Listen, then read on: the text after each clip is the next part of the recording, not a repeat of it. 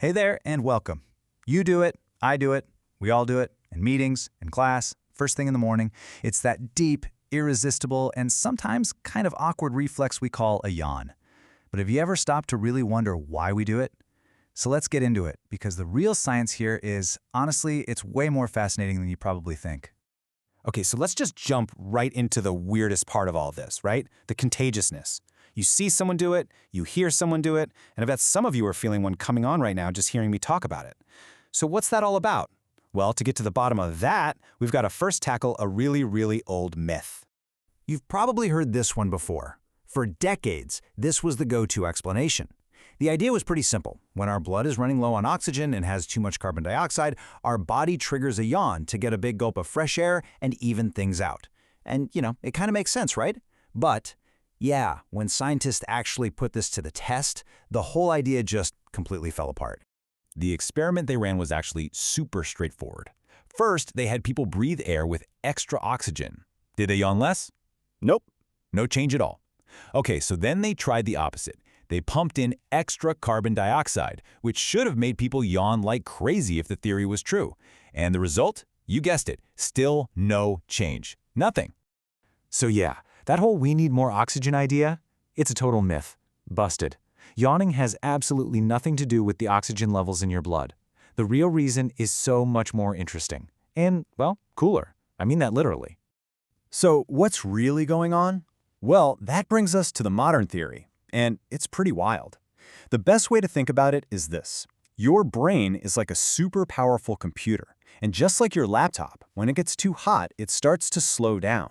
It needs to stay cool to work at its best. And this is such a great way to put it.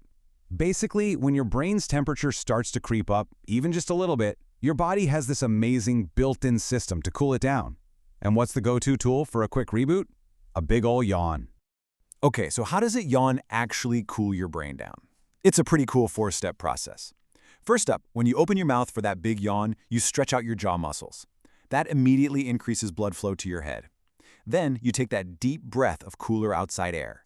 What happens next is that cooler air helps cool down the blood that's flowing right there near your sinuses, and that freshly chilled blood then gets sent up to your brain. And boom, the end result is that your brain gets this nice, refreshing temperature drop. It's just this incredibly efficient bit of biological engineering when you think about it. And this brain cooling thing, it totally explains why we yawn at such weirdly specific times. Think about it. When you're sleepy, your brain temp is actually rising.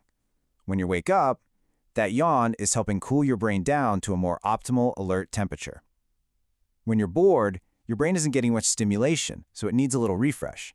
And it even happens when you're stressed or nervous, like right before a big exam or a public speech.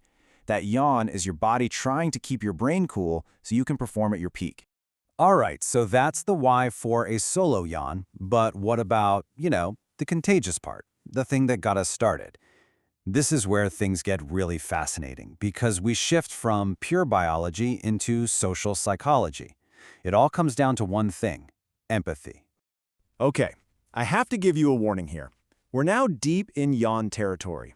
Be honest, did you just yawn, or are you fighting one off right now? Don't worry, if you did, you're in good company. It's a powerful, almost primal reflex. So, what is contagious yawning, really? Well, at its core, scientists believe it's a type of social signaling.